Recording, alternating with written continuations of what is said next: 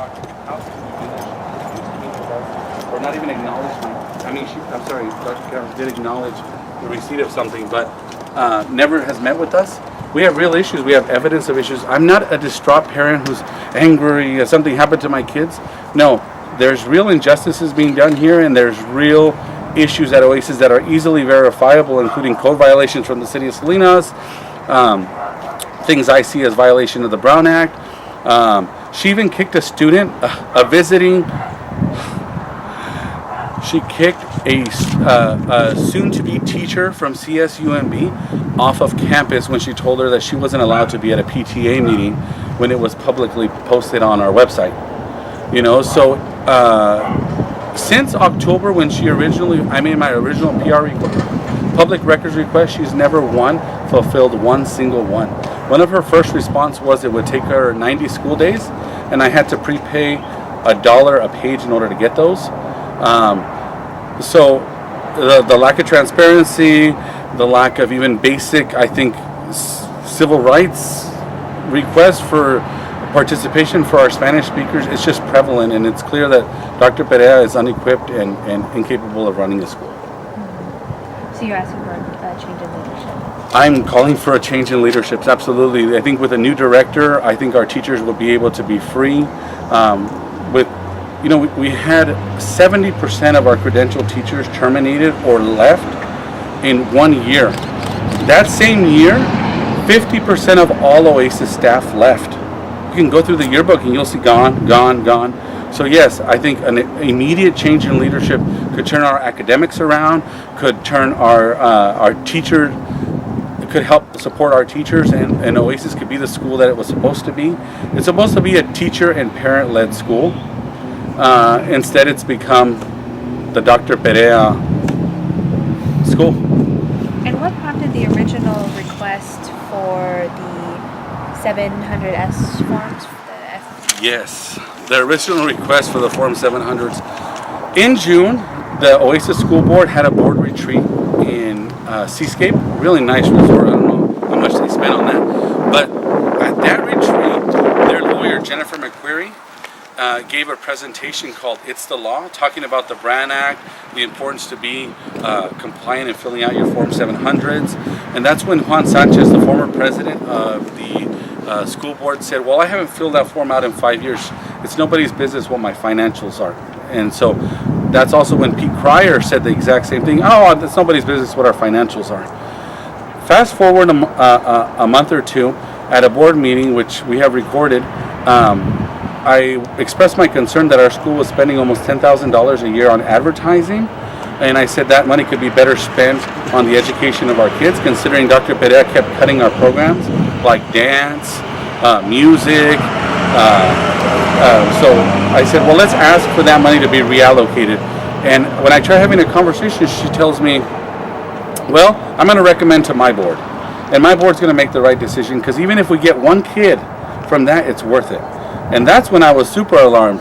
One kid from worth it. We're not a business here. We're here to educate children, so I don't know what getting one kid has to do with advertising. Then at that board meeting, I expressed my concerns to the board, and I say, board, I feel like you guys represent us as parents. And Dr. Perea says, you're her board, but I don't feel like that. I feel like you represent us. That's when Juan Sanchez interrupted me and said, I'm sorry, I have to interrupt you. I don't represent you or parents. I only represent the children. The parents are just here along for the ride. Well, that upset me as a parent and frustrated, because I thought they're supposed to be the overseer of Oasis. But if they see it that way, I got frustrated, and I said, well, if you guys represent us, the kids, how about you meet the kids? You should be on campus. Nobody knows who you are. You guys just come once a month here and you govern our school. And so after that, the very next day, somebody referred me that there's an organization called the FPPC, and then that's when I filed a complaint. And then immediately, within 2 days, the principal and the board had seen that there was obviously some friction between us, so they scheduled a communications meeting, they called it, so we can better communicate.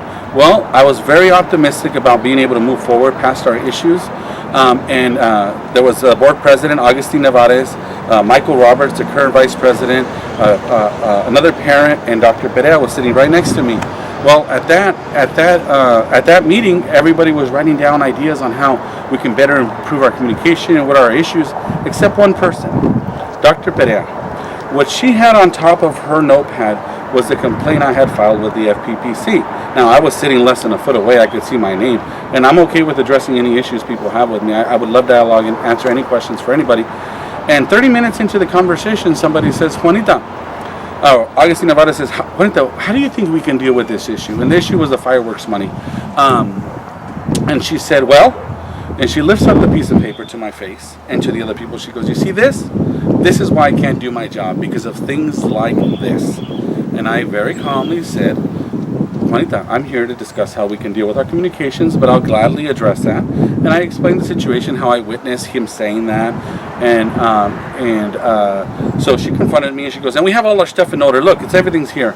And I said, well, I don't have an issue addressing with that. And one of the board members, Augustine Navarro, says, well, you're entitled to your rights to complain. I just didn't appreciate being confronted with a complaint, which I feel I'm legally allowed to do. You should know that they did provide those documents. Here's my issue with that. Do you know who signs that they received those documents? Dr. Juanita Perea. So I not that I'm accusing them of backdating them, but I've been aware that every backdated Form 700 is considered a felony. And I did find evidence for another board member in their own meeting minutes that shows that he did not fill out his form for the prior year. So if there's a form backdated for that year, well, in their own meeting minutes, which they record at their board meetings, we have proof that it wasn't done. That's it. Sorry, I could talk for hours. Okay. And I apologize to interrupt, but unfortunately, if we're going to get this on TV today, we have to start cutting. But just anything else that you want to add, the importance of getting this out there? Well, the main reason for getting this out there is that our school needs help. We need people to step in who know what they're doing. We need the district to step in on a daily basis. We need the Monterey County Office of Education to step in. There's a lot of good teachers at Oasis, and our goal is to support them, help our academics, and get our school back on track to what it's supposed to be, a teacher and parent-led school. And I'm advocating for people to come and help us. We need help, and we need help now. Thank you so much for coming out. I appreciate you guys so much. Thank you. And again, we're limited in our time, but I'm sure that we'll get more into it once we hear more from the district, and I'll follow up and ask them about the investigator. All they said to us was that they were coming from Sacramento, from the law firm in Sacramento. I met with him. I don't know if it's the same. It's the same one. Okay. I have an appointment with him tomorrow. The first time we met for 4 hours. He was shocked, and tomorrow we'll be meeting with him for 4 hours. And the thing is, this isn't a story where it's just a sad parent here. Is everything that we talk about, we actually have evidence for, documentation, letters from parents. So it's much. And Andrew comes off as a little bit much at first. When I first started teaching his daughter, I didn't know if the guy liked me, but then I realized he had an interesting sense of humor on things. But he came to me. That's the thing. Before they started complaining, he actually came to me with that letter and said, I know that you got some letters, is this right? What do you think? And I read the letter, and it was very intimidating in terms of if she's accusing him of that, she's doing, kettle black much, that seemed like, it was like, wow, but a 5-page letter really just We have 27 pages of letters. And I read through. And I told him, I said, we got more the other day. I said, you're not crazy, Let me give you copies to go, okay? Okay. And that was the thing. It's like a lot of people would be, he's so intimidating. No, he's asking questions. He's doing what other parents may not have the time to do, or teachers that are scared to do. I kind of didn't dig in because she's a very scary person, and I don't want to deal with it. And so when he came to me, though, and I realized it was happening with somebody else, I had to get involved. I was like, wow, okay, it's not just me. I didn't imagine that I was being bullied. This was what I thought it was. And then, a lot of other people started to come out of the woodwork saying the same thing.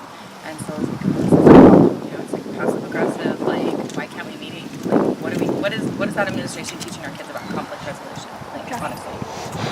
It's okay to just, get your way by bullying and shutting everybody down. It's like, no, everybody has a side and a perspective, and there should be some kind of compromise to be found somewhere. Thank you so much. All right, well, Bianca, thank you for following up. Oh, no, it's okay. Thank you. You can speak for me. All right, have a good day. Thank you. Hello. Awesome. Really You're like, I need to work here. You're like, okay, I'm here. I know, just barely. $85 an hour, who's gonna pay me, you know?